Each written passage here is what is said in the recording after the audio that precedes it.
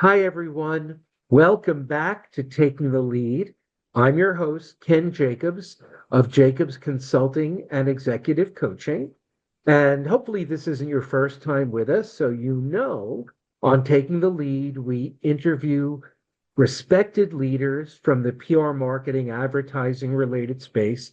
We don't talk too much about PR marketing or advertising, maybe a little, but it is mostly about the magic of leadership. And I'm very excited to share today's guests with you. It's John Gregory Clemons, APR, ABC, IABC Fellow. That might not even be all his initials.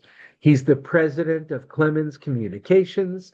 He's a PR professor at Loyola University and UNC Charlotte. But wait to hear about his previous career. He was had senior executive comms roles Walmart, Raytheon, Nextel, Ameritech, AT&T, and Marriott International. So if anyone knows anything about leadership, I think it's going to be John Clemons. So John Clemons, welcome to Taking the Lead. Thank you very much, Ken. I really appreciate being a guest on your podcast. Thank you. Happy to have you here. So let's dig right in. Okay. How is leading the same and how is it different, whether you're at a corporation or running your own consultancy or in higher education? From my experience, and I've been out there a long time, leadership is about first, when you go in an organization, building those relationships with the people you're going to work with. And that's not just the executives, but employees as well. People need to know who you are, feel comfortable with you, and have the feeling that you fit. And there's also this aspect of active listening. When you go in to listen to what people are telling you, but also listen for what they're not telling you, Mm. because there is nuance in what someone says to you, and you get a sense of whether they trust you or they don't, or they feel good about you or they don't. So it's really, really important to listen carefully. And then I think there's another important aspect, collaborative decision making, where you're listening to everyone, you've built the relationships, you get input on situations or issues or problems or challenges, and then you make a decision with all of that information, all of that research. But there's another important aspect in organizational leadership to me. You have to lean in with courage. You can't always say yes all the time. Sometimes you have to be that lone dissenting voice that says no, but you can't say no because I feel. You have to say no because I think. Mm. Feeling in an organization, that's a little bit tricky. People want to know that you're strategic and that you're thinking about the responses you give. So I think that transfers to higher ed. I've been teaching for 7 years, but it's a little bit different. I'd have to say that higher ed is less stressful. The stress Mhm. is Good. there, but things move a little bit slower, or maybe a lot slower before change It before must be change nice. happens. You know that's what I think is different between the two. There's a lot I could respond to there. I think, as far as the active listening, I tell leaders I work with, just change that ratio of talking to listening. And I think many PR people and many business people get it right, but many get it wrong. Yes. That we should be, listening 60%, 70%, and only talking 30 or 40. And I think unfortunately some have that flipped and it doesn't work.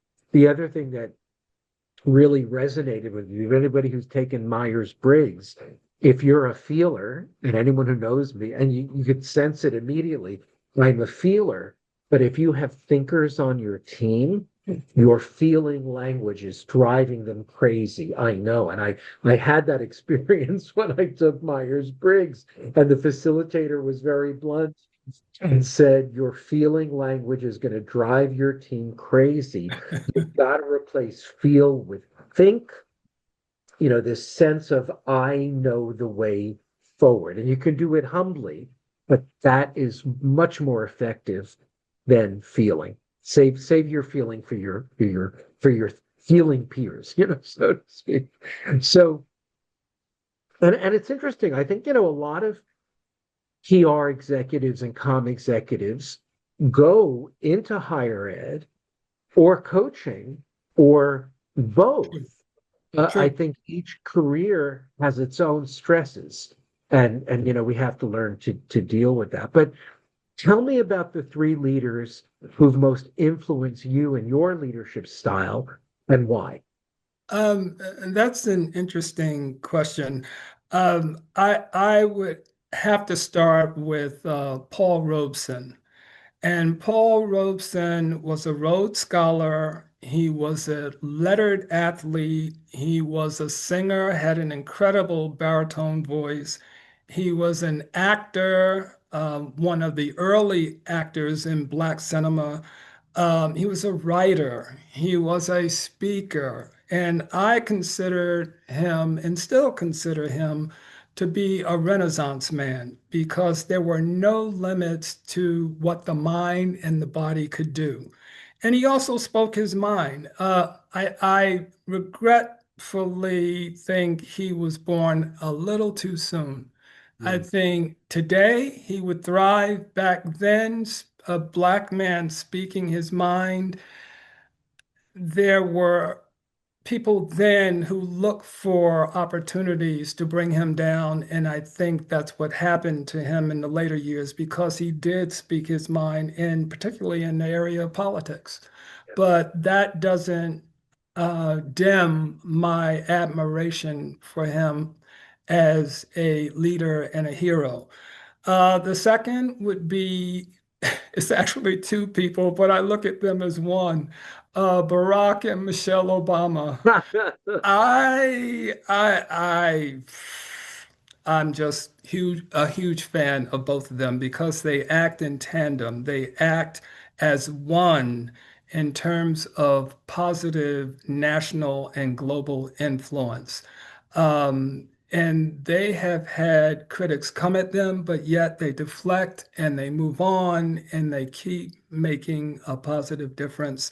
And the third is a modern leader, and he may be surprised if he watches this video, but Ray Day. Ray Day with Stagwell Marketing Group in Manhattan. I had the honor of working with him on the PRSA board of directors when he was chair. And I have to say that he is very strategic. He is approachable. He has a good sense of humor. He does listen carefully to get all viewpoints. He's direct, but not in a harsh way. And I admire his leadership style because of all of that. And he's a friend. I call him a friend. We got to be closer by being on the board together. Well, Ray is certainly one of the most respected and liked leaders in our business. Ray, if you're watching or listening, and boy, I hope you are, we'll tag you to make sure you see this. This is your invitation to appear on the podcast. He No, should be on he it. should be. He should be. No, Yes. that was a great reminder. It's funny. We've gotten so many guest suggestions from guests where I'll say, "Look, I think I know everybody in the business." Like, you never thought of them. Oh my God, I've got to reach out. So thank you for that, Ray. You're officially invited. Big fan of the Obamas. I see very different leadership styles in them, though both of them are always above the fray, which Yes. is, I think, takes patience and courage and spine. Yes. And you mentioned Paul Robeson. I'm a big theater geek, and as a teenager, I saw James Earl Jones as Paul Robeson, Mm. a one-man performance of such power. You've got this powerful actor playing this powerful man, and what I remember is the theater had so many moments of silence and just leaning in and awe. And then his voice boomed. It was just the perfect marriage, I think, of actor and character. So we really need an honest answer here. Your biggest leadership faux pas and how you recovered and what you learned from failing. Because if we're honest, we've all failed, and in air quotes, and Yes. probably more than once. Yes. Um, I think for me is the belief that loyalty, team loyalty is instantaneous. That when you go in an organization and there is a team there, that they are instantly going to gravitate towards you and support you and trust you. That doesn't happen, and it has not happened. I had a horrible example with a nonprofit, the only one I've ever worked for. Um, and I think when you get a team that is in place, you have to build trust, you have to coach them, give them assignments that lean toward their strengths to encourage them to do better over time. Don't stress them out, giving them something they're not familiar with, and reward them by telling them that they've done a good job. And every now and then leading with your heart, not your mind, just having those conversations with them about what they think on an issue or how are they doing. But to just come in and say, okay, they're mine, they're with me, that doesn't happen all the time. And I had a secretary with this nonprofit whose work was mediocre. She wasn't doing a good job. And I would point it out to her, and she became more and more stressed to the point where I had to let her go. But on the day that I was going to let her go, I walked outside my office. She wasn't there. I looked around the department. Other people weren't there. And I went down to an office where the door was closed and opened the door. She's in there with my entire team. And she knew what I was going to do, but she felt I need to have everybody around to protect me. And I was shocked when I opened the door, but quickly came back and said, "Can I see you a minute? That you need to leave this room. Can I see you a minute?" And my team didn't say a word.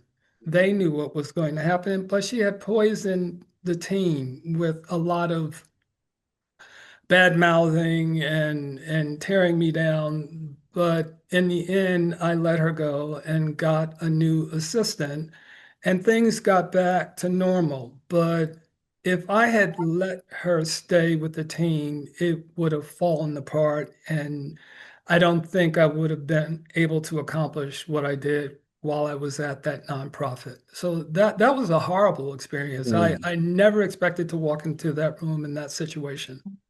Yeah, well, so two things there. We have to remember trust must be earned. It's Yes. not about your title, it's not where you are on the org. It's like that old John Houseman commercial for Lehman Brothers. You have to be of a certain age where he says, trust, you must own it. You know, Yes, I remember that that. I remember right, that. right. Great actor, great American actor, who I'm sure knew Paul Robeson because he was very active with Orson Welles and the Mercury Theater in the 30s. So I think they were Yes, probably kindred spirits, yes. but you really have to earn it. And I think the other thing is, and I learned this the hard way, hire slow, fire fast. Mm, If it's not working, and everyone I've talked to about it, do you ever have to let anyone go for performance? It wasn't working, et cetera, et cetera. I said, did you do it quickly enough? And they all say, well, if I'm being honest, I should have done it weeks or months before. But, that's part of the leadership learning. yeah. So let's switch gears a bit. How can PR and all organizations and their leaders support diversity, equity, and inclusion And I use all three words because it's very easy. People say they're anti-DEI, and I go, but if you say diversity, equity, and inclusion, I then say, well, which of those are you really against? But at any rate, those efforts are under fire. What can a leader do? My feeling about that situation or DE&I is that organizations don't necessarily have to trumpet or herald their efforts. They just need to do.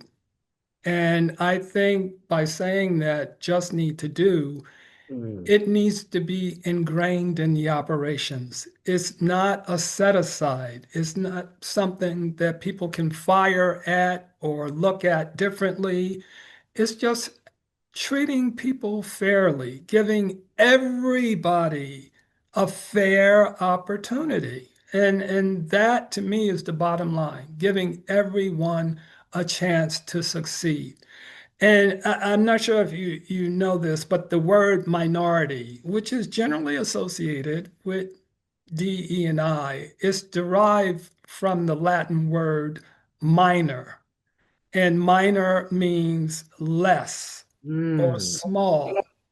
So when you attach minorities to DE&I, you're already looking at that group in a lesser way, in a smaller way, in a way that is not equal.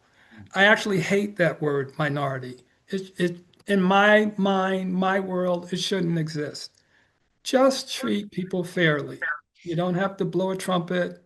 Do the right thing. exactly, exactly. And I didn't know that. So lesson learned. Okay, you referenced courage. Let's talk about a courageous moment. So it was last summer. It was the seminar of the alumni of Syracuse University's SI Newhouse School of Communications Management, led by one of our guests and someone I think we both admire, Professor Tony D'Angelo. Yes. I was presenting on courage and leadership, and you courageously and generously pointed out that exhibiting courage in some organizations is a different experience for African Americans and other people of color. And again, that was courageous of you. It was generous of you to, shine a light for me right in the moment, not even waiting till after, or not talking to your fellow attendees. Do you hear what he said? Could you just expand a bit about your point of view on all of that? Uh, and what I said to you and what I'll say now, but before I get to that, both you and I have a good friend who part of her brand is to say, you are enough. She says that it's on t-shirts, it's on mugs, it's in her presentations, you are enough. But I think in the case of diverse executives, in particular Black executives, it's more um, the line would be you have to be more instead of Mm, you are enough. You have to be more. You have to do more. You have to be better. You have to show you know what you know, and it's constant. I speak to some of my African American um, executive friends who will say, I've been in meetings where I will give a suggestion or make a comment, and then within 2 to 3 minutes, someone else who is not Black will say the same thing, and they'll get, oh, that's great. That's wonderful. Yeah, I never thought about that. When you have just said that a few minutes ago, I hear that over and over again. It's happened to me. Um, it's just a different situation, and the sensitivities involved when your president or a board exec says, I want your opinion, I want your thoughts. Um, the African American executive, I think, I'm speaking from my own experience, you have to think long and hard before you respond because you don't know what's going to come back. Who's sensitive about what issues, and coming from an African American, they may not think is as legitimate as if it came from someone who is not Black. We go through that. We actually go through that. Do I speak up now? Do I be quiet? If I'm quiet, they think I'm not participating, I'm not engaged. So there are more things that happen Mm, in terms of how do I contribute without being perceived as negative, or if I don't contribute, am I going to be perceived as someone who is not a team player? That back and forth goes on. It happens. And that's what I wanted to point out to you is not the guidelines you were sharing, they're not one size fits all. There are shadings and other things to be considered before you accept what you share with us. yeah. Yeah. No, I appreciate you sharing that. And I think hat tip, it's Charlene Wheelis, right? Yes, Who's been a yes, I was guest going to leave her here. name out, but No, no, yes. no. Let's give her a little, let's sell a few of her books. I mean, she's marvelous and has been a great guest here. What a journey she has been, and her sharing and her courage. And and the other thought is, if you're in the audience and something isn't sitting right, and you're being open and you're, listening, and it's not sitting right, if there's an appropriate time, you know, comment, say something, say it in the generous, courageous way you did, because you were not the only person in the audience probably feeling that. And it's a great teaching moment, teaching and learning Mhm. for the presenter. And that's really stayed with me. And that's going to change when I present that program on leadership. I'm going to approach it somewhat differently. I'm going to give you a credit too. So so that people know where that enlightenment came from. All right, last question. What classic leadership message have you read or been told that proved to be not 100% true? You know, uh, I have to go back to the team. I have to go back to leading teams. It, a lot of people look forward to leading teams. That's exciting. I manage careers, etc. But there are a lot of intricacies to it. Ooh, It is not ABC. There are so many pieces to leading a team and getting the right combination of players on a team. I don't think people who have come from non-management, many of them are not equipped to lead people. You have people who are individual contributors and you put them in a situation that is very difficult for them. So I don't think what I've heard is, oh, you are a real leader. You're leading people now. You graduated to leading people now. I don't think it's for everybody. I don't think that's a truism. I just don't think that has not proven out to me that everybody should lead a team. yeah, no, I mean, leadership is complex, it's difficult. I would say, and many of our guests have agreed, that one thing the PR comms industry has not done as well as we could have is in preparing people from that big step.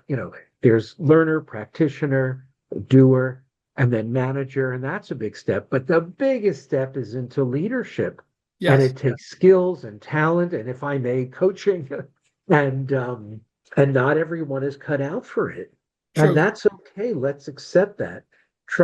Putting people in leadership roles without training and coaching and everything else That's it. It's not good for the leader. It's not good for those they lead. It's not good for the organization. So if we can, you know, help spread the word that let's really decide who's ready for leadership, make sure they're on board, and let's prepare them. And to your point, if that's not the step they want to take, have very fulfilling careers as, uh, subject matter experts or single subject matter, whatever the Yes. title is. Let's let them blossom and bloom, and that's going to be good. Anyway, this has brought such joy, such fun. I thank you so much, John. If people want to get in touch with you to discuss leadership or the other issues we've discussed, what's the best way for them to do that? The best way is through LinkedIn. My email is there. You can just contact me directly or DM me through LinkedIn. I think that's the best avenue to reach me. On LinkedIn, is it John Gregory Clemons, John G. Clemons, or John Clemens? That's a good question. I list my entire name, John Gregory Got it. Clemons. That's how you'll Okay. find me. And Mhm. that'll make it easier to find you. Yes. John, thank you again. All of you know if you want to reach me to talk about leadership, coaching, biz dev, client relations, any of the above, all the stuff we talk about and lead on. You can find me on LinkedIn. There are many Ken Jacobs there, but Ken Jacobs, PCC, CPC, ELIMP. I'm the only Ken Jacobs with any initials, but certainly those initials. Or reach out to me, KEN at JACOBSCOMM.com. And until next time, keep on taking the lead. Thank you, Ken. Thanks.